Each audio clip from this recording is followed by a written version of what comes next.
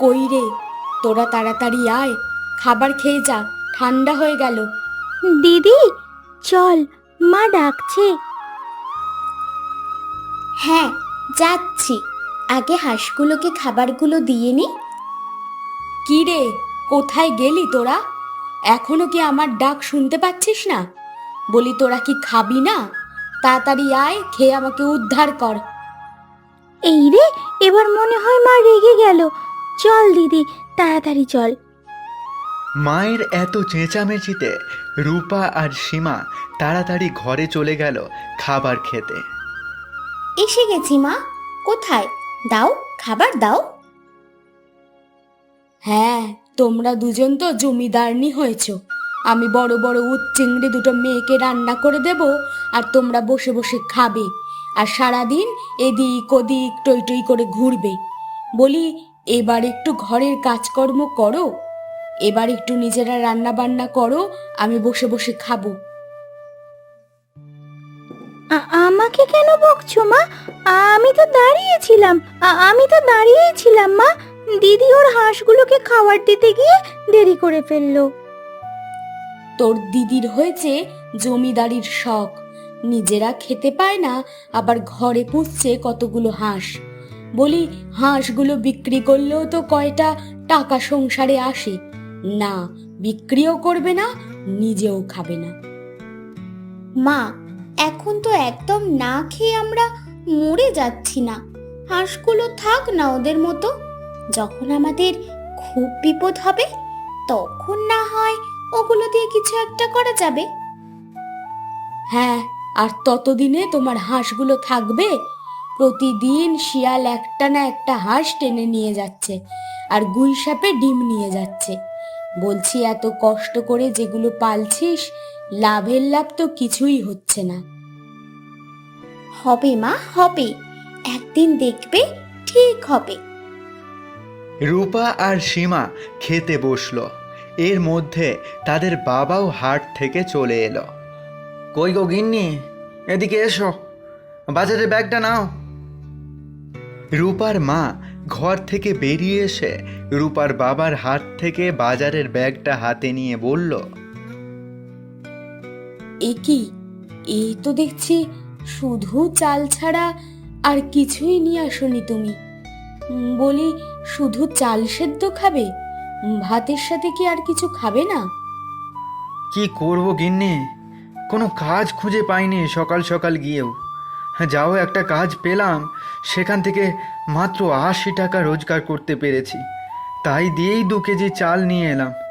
তুমি চিন্তা করো না, আমি খাবার খেয়ে এখন আবার যাব কাজ খুঁজতে।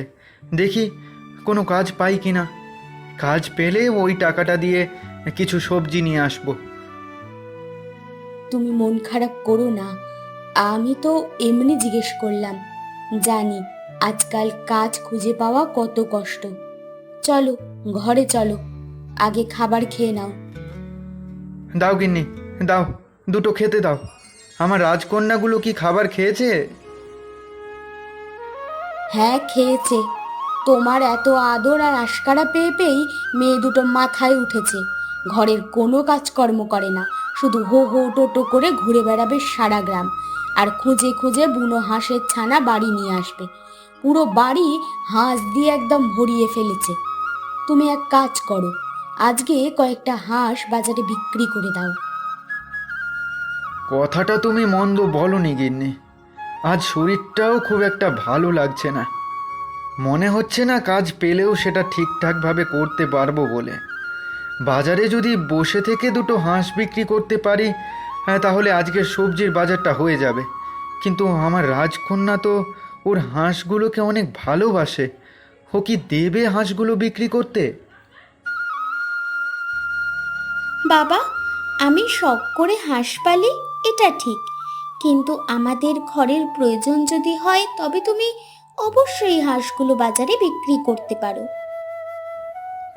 সীমার মুখে এমন কথা শুনে সীমার বাবা খুব খুশি হলো। সীমা তার বাবাকে তার পালন করা সবচেয়ে বড় দুটো হাঁস ধরে দিল। তারপর তার বাবা সেগুলো বাজারে নিয়ে গেল। কি মশাই, হাঁসগুলোর দাম কত?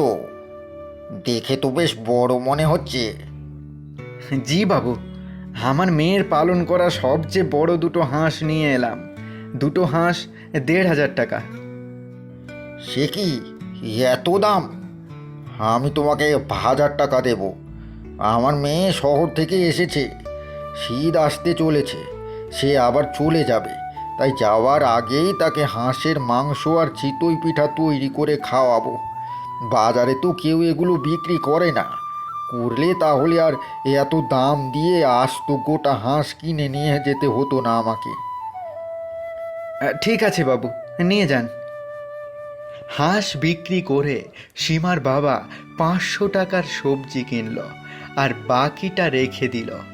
বাজার নিয়ে সে বাড়ি ফিরে গেল। কই গো গিন্নি, এদিকে এসো, হ্যাঁ বাজার নিয়ে এসেছি। সীমার মা সীমার বাবার ডাক শুনে ঘর থেকে বেরিয়ে এসে বাজারের ব্যাগ দেখে অবাক হয়ে বলল, সে কি গো, এ তো অনেক বাজার আনলে, এত টাকা পেলে হাঁস বিক্রি করে? হ্যাঁ গো গিন্নি, পুরো 1,000 টাকা দাম দিয়েছে। আমি 1,500 টাকা বলেছিলাম, কিন্তু সে মশাই মেয়ের জন্য পিঠা আর হাঁসের মাংস রান্না করবে বলে আর বেশি দর কষাকষি করলেন না। সে তো বলেছিল বাজারে যদি হাঁস আর চিতই পিঠা পাওয়া যেত তাহলে আর কষ্ট করে আস্ত গোটা হাঁস এত দাম দিয়ে তাকে কিনতে হতো না। সীমা সব কথা শুনছিল দাঁড়িয়ে থেকে। হঠাৎ সে বলে উঠল, সত্যিই তো বাবা, আমাদের গ্রামের বাজারে কোনো হাঁসের মাংস আর পিঠার হোটেল নেই। আচ্ছা বাবা, সামনে তো শীত আসছে, যদি আমরা বাজারে একটা হাঁসের মাংস আর পিঠার দোকান দিই তাহলে কেমন হয়? কি বলছিস?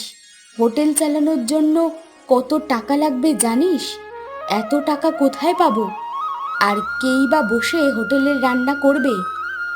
বাবা, তুমি মহাজনের কাছ থেকে কিছু টাকা ধার নাও, আর না হয় বাজারে যে মহাজনের দোকান আছে সেগুলো খালি থাকলে একটা আমাদের দিতে বলো। আর হাঁস তো আমার বাড়িতেই আছে, শুধু চাল কিনে পিঠা বানাতে হবে। এই শীতে সবাই অনেক পছন্দ করবে, দেখো বাবা। সীমার কথা মতো সীমার বাবা গেল মহাজনের কাছে। মহাজনের কাছে গিয়ে সব কিছু খুলে বলল। সব শুনে মহাজন বলল, বুঝলাম, বেশ, আমি তোমাদের একটা দোকান দিতে পারি, কিন্তু একটা শর্তে। 1 বছরের জন্য দোকান ভাড়া 20,000 টাকা দিতে হবে, আর এই টাকা 4 মাসের মধ্যেই পরিশোধ করতে হবে।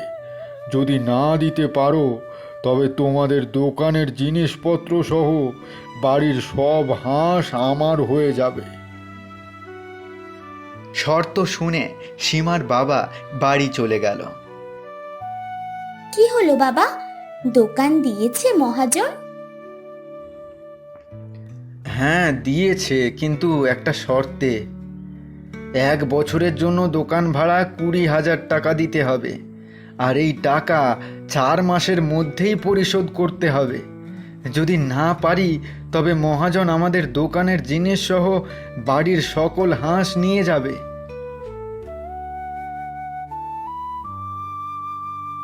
তুমি চিন্তা করো না বাবা, আমরা 4 মাসের আগেই মহাজনের টাকা পরিশোধ করে দেব। তুমি দেখো, আমাদের এই ব্যবসা অনেক ভালো চলবে। পরদিন তারা সবাই মিলে তাদের হোটেলের কাজ শুরু করে দিল। বিকেলবেলা সীমা আর রূপা হাঁসের মাংস রান্না শুরু করলো, আর তাদের মা চিতই পিঠা বানানো শুরু করলো। পুরো গ্রামে জানাজানি হয়ে গেল 2 বোন হাঁসের মাংস আর পিঠার হোটেল দিয়েছে। সবাই হোটেলের সামনে দাঁড়িয়ে দেখছে, কিন্তু কেউ খাবার খাচ্ছে না। দিদি, সবাই শুধু দাঁড়িয়ে দেখছে, কেউ তো খাবার কিনছে না। এভাবে হবে না, তুই উনুনের কাছে বস, আমি আসছি। বলেই সীমা হোটেলের বাইরে এলো আর বলতে লাগলো, আসুন আসুন, হাঁসের মাংস আর গরম চিতই পিঠা খেয়ে যান। আসুন আসুন আসুন, সকলে আসুন। ডাকাডাকির পর কিছু মানুষ পিঠা আর হাঁসের মাংস খেয়ে গেল। শীতের এক মজাদার খাবার। কিছুদিনের মধ্যেই তাদের হোটেলের বেশ সুনাম ছড়িয়ে পড়ল। দূর দূরান্ত থেকে তাদের হাতের রান্না করা হাঁসের মাংস আর পিঠা খেতে মানুষ আসতে শুরু করলো তাদের হোটেলে। মাত্র 2 মাসের মধ্যেই তারা মহাজনের দেনা 20,000 টাকা পরিশোধ করে দিল। এরপর থেকে তাদের সংসারে আর কোনো অভাব রইল না।